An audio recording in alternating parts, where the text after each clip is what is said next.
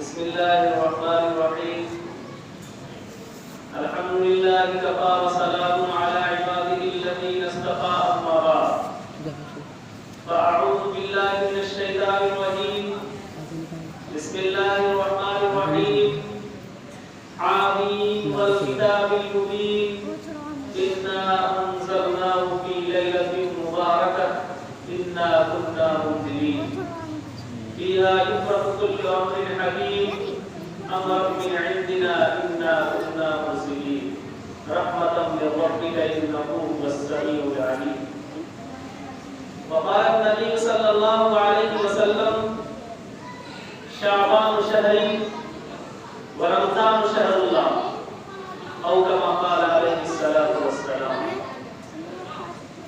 میرے محترم عزیزان گرامی، یہ مہینہ شعبان کا مہینہ ہے. یوں تو ہر مہینے میں کوئی نہ کوئی فضیلت ہے. ہر مہینے کی ایک فضیلت بتائی گئی ہے. اس کے بعد جو مہینہ آئے گا رمضان کا مہینہ آنے والا ہے، جو بہت بابرکت مہینہ ہے. اس مہینے میں ایک رات ہے 15ویں شعبان کی رات. اس رات کی فضیلت احادیث میں وارد ہوئی ہے. قرآن کریم میں اس رات کو لیلۃ المبارکہ کہا گیا ہے. اس رات کو لیلۃ الرحمہ بھی کہا جاتا ہے، لیلۃ البرکہ بھی کہا جاتا ہے، اور ایک معنی اس کو لیلۃ البراء بھی کہا گیا ہے. لیلۃ البراء یعنی چھٹکارے کی رات، برات کی رات ہے. اور مفسرین نے ایک رات اس کو فیصلے کی رات سے بھی تعبیر کیا ہے. بہرحال اس مہینے کی 15ویں تاریخ کی فضیلت قرآن اور حدیث سے ثابت ہے. اللہ تبارک و تعالی نے فرمایا کہ ہم نے قرآن کریم کو لیلۃ مبارکہ میں نازل فرمایا.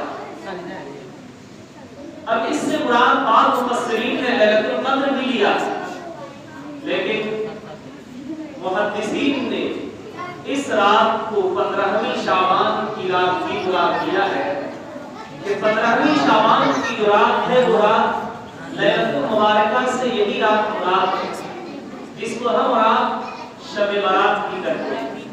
شب کے معنی فارسی میں رات کے ہوتے ہیں، اور برات کے معنی چھٹکارا پانے کے، بری ہونے کے آتے ہیں. لہذا ہمارے اوپر اس مہینے میں ایک رات ہے جو بابرکت رات ہے، بہت ہی مبارک رات آنے والی ہے. اس رات کی ہمیں قدر کرنی ہے. اس رات کی فضیلت کو بیان کرنا ہے کہ رات کی حقیقت کیا ہے. اما عائشہ رضی اللہ عنہا بیان فرماتی ہے کہ اللہ کے نبی صلی اللہ علیہ وسلم میرے حجرے میں تشریف فرما تھے، اور رات کو جب میری آنکھ کھلتی ہے تو میں نبی صلی اللہ علیہ وسلم کو اپنے بستر پہ نہیں پائی. تو میں گھبرا گئی اور میرے دل میں طرح طرح کے خیالات پیدا ہونے لگے. میرے دل میں یہ بات آئی کہ آج کی رات، آج کی باری میرے گھر میں ہے اللہ کے نبی کی. کہیں ایسا تو نہیں کہ نبی صلی اللہ علیہ وسلم دوسرے ازواج کے یہاں چلے جائیں، دوسرے زوجہ کے یہاں چلے گئے. لہذا میں تلاش میں نکلی، اور جب تلاش کرتے کرتے جنت البقیع کی طرف گئی تو اللہ کے نبی صلی اللہ علیہ وسلم جنت البقیع میں تشریف فرما.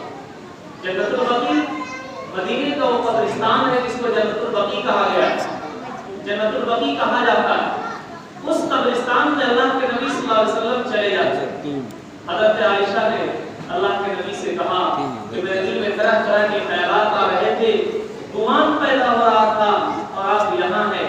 اللہ کے نبی صلی اللہ علیہ وسلم نے فرمایا کہ اللہ کے رسول کبھی زیادتی نہیں کرتا. کیا تم یہ سوچ رہی تھی کہ اللہ کے نبی صلی اللہ علیہ وسلم میرے اوپر زیادتی کر رہے ہیں، یعنی تمہاری باری کو چھوڑ کر کے کسی اور ازواج مطہرات کے گھر چلے گئے؟ ایسا نہیں ہو سکتا ہے. نبی کبھی زیادتی نہیں کرتا. اللہ کے نبی صلی اللہ علیہ وسلم وہاں سے تشریف لاتے اور پھر فرمایا حضرت عائشہ آج کی رات فیصلے کی رات ہے، برات کی رات ہے. اب عائشہ رضی اللہ عنہا سے پوچھا گیا کہ اللہ کے نبی صلی اللہ علیہ وسلم کا معمول کیا تھا اس رات میں؟ 15ویں شعبان کی رات میں کیا معمول تھا ان کا؟ تو فرمایا کہ اللہ کے نبی صلی اللہ علیہ وسلم اپنے حجرے میں عبادت کیا کرتے تھے. لہذا عبادت کرنا اس رات میں ثابت ہے، لیکن مجمع کر کے عبادت کرنا نہیں ثابت، ہجوم لگا کر کے عبادت کرنا ثابت نہیں ہے۔ اگر اللہ کے نبی صلی اللہ علیہ وسلم کو اس رات کی فضیلت بہت زیادہ تھی اور پھر ہجوم لگا کر عبادت کرنے کا مقصد تھا تو پھر صحابہ کرام کے سامنے بیان کیوں نہیں کروایا؟ پھر صحابہ کرام کو اس کی تاکید کیوں نہ کی کہ قبرستان میں جانا ہے آج کی رات اور آج کی رات عبادت کرنا ہے مجمع میں؟ یہ بات تو ثابت ہے کہ تنہائی میں عبادت کرنی ہے، تنہائی میں رات میں عبادت کرنی ہے اور قبرستان جانا مستحب ہے، لیکن ہم نے اس کو رسم بنا لیا کہ ہر شب برات میں قبرستان جاتے ہیں اور وہاں جا کر کے مردوں کے اوپر فاتحہ خوانی کرتے ہیں اور پھر چلے آتے ہیں، ایک نئے بدعت کا ایجاد کرتے ہیں۔ اللہ کے نبی صلی اللہ علیہ وسلم سے صرف ایک مرتبہ ثابت ہے کہ نبی صلی اللہ علیہ وسلم قبرستان گئے، صحابہ کرام کو نہیں بتایا، تنہا چلے گئے اور وہ بھی چپ کے گئے، حتیٰ کہ حضرت عائشہ تک کو معلوم نہیں ہوا کہ قبرستان گئے۔ لہذا مستحب عمل ہے یہ کہ قبرستان جانا، قبرستان کو ہمیں ہمیشہ کے لیے جانا ہے۔ ہمیں اس بات کی تاکید کی جاتی ہے کہ برابر جانا چاہیے۔ جب ہم وہاں جائیں گے تو ہم کو پتہ چلے گا کہ یہ کس کی قبر ہے، یہ کس کا مزار ہے اور ہماری جگہ کون سی ہے نامعلوم، کہاں پہ ہم آ کر کے لیٹ جائیں گے۔ لہذا ہمیں قبرستان جانا چاہیے، ہمیشہ جانا چاہیے۔ یہ نہیں کہ صرف شب برات کی رات نہیں جانی، آج کی رات کو قبرستان جانا ہے اور آج کی رات میں اکٹھا اجتماعی دعا کرنا، اجتماعی عبادت کرنا کہیں سے ثابت نہیں، نہ اللہ کے نبی سے ثابت ہے اجتماعی دعا، اجتماعی عبادت، نہ صحابہ کرام سے ثابت ہے۔ انفرادی دعا کرنی ہے، انفرادی عبادت کرنی ہے۔